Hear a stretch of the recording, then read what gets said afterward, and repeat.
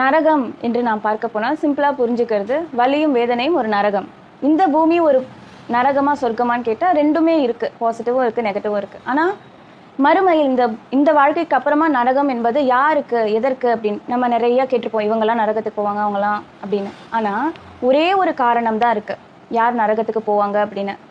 நாம் இந்த பூமியில் வாழும்போது இயற்கைக்கும் தெய்வத்திற்கும் இந்த பிரபஞ்சத்தின் விதிகளுக்கும் உட்பட்டு நாம் பாசிட்டிவாக மாறணும், சரியான முறையில் மாறணும்.